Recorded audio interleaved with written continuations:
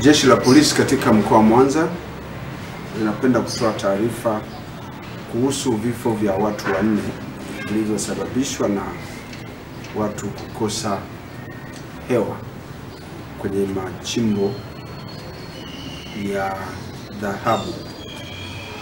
Ni kwamba mnamo tarehe 30 mwezi wa 4 mwaka 2025 ilikuwa ni majira ya saa 6:30 za mchana huko katika mgodi wa kuchimba dhahabu uliopo kitongoji cha Ndagwasa, kijiji cha Mwamazengo, kata ya Rubili, tarafa ya Mbalika, wilaya ya Misungwi.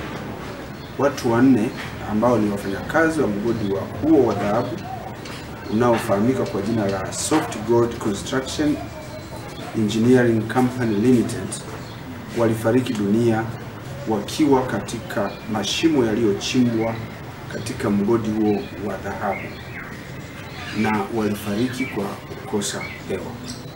Watu hao ambao kwa sasa ni marehemu, majina yao ni kama ifuatavyo. Wa kwanza anaitwa Tangxing Yu, miaka 68, passport namba yake ni EN 1291913.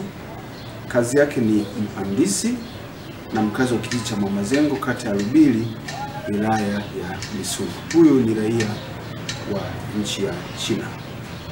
Wa pili ni Liu Yanlu, ana umri wa miaka 58, passport namba yake ni EM 9631676, ni mhandisi na mkazi wa kijiji cha Mwamazengo, kata ya Rubili, wilaya ya Misungwi, naye ni raia wa China.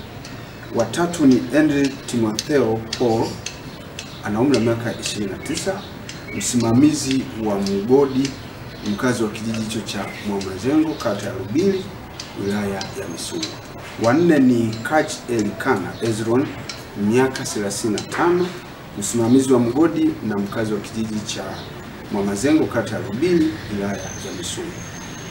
Inadaiwa kwamba siku hiyo ya tukio watu hao ambao wote ni wafanyakazi katika mgodi huo waliingia kazini katika shimo la uchimbaji wa madini aina ya dhahabu, ndipo walikosa hewa. Jitihada za wafanyakazi wenzao kuokoa uhai wao zilifanyika na kufanikiwa kuwaokoa wakiwa hai, ingawa hali zao zilikuwa zimedhoofu sana kwa sababu ya kukosa hewa. Jitihada ziliendelea kuwachukua kwa ajili ya kuwapeleka kwenye kituo cha afya kilichokuwa jirani kwa ajili ya msaada zaidi. Walichukuliwa kwa ajili ya kupelekwa katika kituo cha afya cha Manduli kwa ajili ya matibabu zaidi. Lakini walipofika katika kituo hicho, walionekana kwamba walikuwa tayari wamekwisha fariki dunia. Miili yao iliweza kuchukuliwa kutoka hapo kwenye hicho kituo cha afya na kupelekwa Ugando hospitali kwa ajili ya hifadhi. Kwa hiyo miili hiyo imehifadhiwa hapo na jeshi la polisi linaendelea na taratibu za kiuchunguzi, ikiwa ni pamoja na kufanya postmortem ya miili yote hiyo. Jeshi la polisi katika mkoa wa Mwanza tunatoa wito kwa watu wanaojihusisha na uchimbaji wa dhahabu, hususan wachimbaji wadogo, kuzingatia usalama wao wanapokuwa kazini, kwa kuwa na vitendea kazi vya kisasa kulingana na mazingira yao ya kazi. Watu wao, miili yao itakapokuwa imefanywa postmortem, itakabidhiwa kwa ndugu na jamaa zao kwa ajili ya taratibu za mazishi.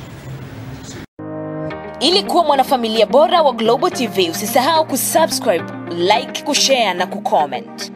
Baada ya kusubscribe, bonyeza alama ya kengele ili kupata taarifa kwa kila video inayopanda Global TV Online.